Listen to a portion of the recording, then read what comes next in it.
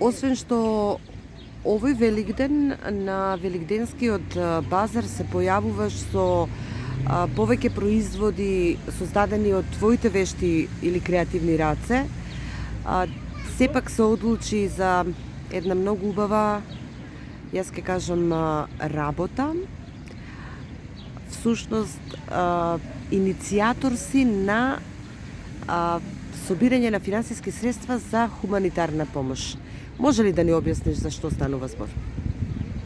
Да, се наоѓаме навистина во малку еден потежок период кога превише се насобра тага, неубави работи кај нас, кај народот, не само во Кочани, него во цела Македонија се чувствува сета таа очајност, депресивност, некој бес кај народот се чувствува.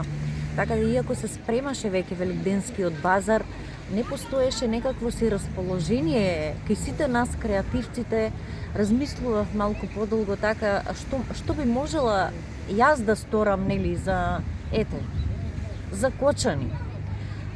Се одлучив да изработам некои производи како што се мајки со деца, како што се великденски декорации, најразлични зајковци и така натаму.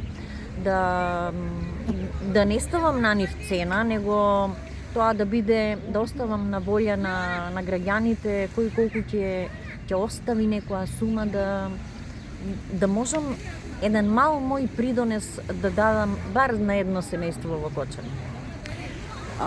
Сепак тоа се случи, значи поголем дел од 60 производи што ти ги создаде, креативни производи, веќе се земени, се купени и собрани се паричните средства, толку колку што милуваа и дадоа, нели, велешани. Каде тие ќе завршат? Дали се знае? И за тоа долго размислував. Да, многу е тешко да се донесе таа одлука во тие 61, но веќе во меѓувреме стана и 62 семејства каде што имаме починати млади деца. Ептен тешка одлука беше таа за мене, размислував подолго, но не знам, во мене провејуваа некои убави, неубави чувства. Во истите тие денови кога се случуваше Кочани, кога бевме сите потиштени, изгмечени, во истите тие моменти јас добив внук, така да некако претегна тој дел дека тоа бебе едно семејство е останато без татко, затоа што во медиумите често тие изјави ги слушавме дека еден татко кој го добил своето прво бебе отишол во дискотеката Пулс да слави со своето друштво и така загинува. Сепак одлучив, нели, да го пронајдам тоа семејство, да го посетам лично јас и сите овие парични средства што се собрани лично него да ги предадам. Свесна сум дека не се тоа многу пари, меѓутоа велешани се хумани.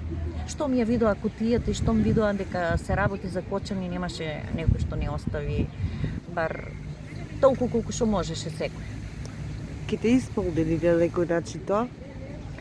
Па, знам дека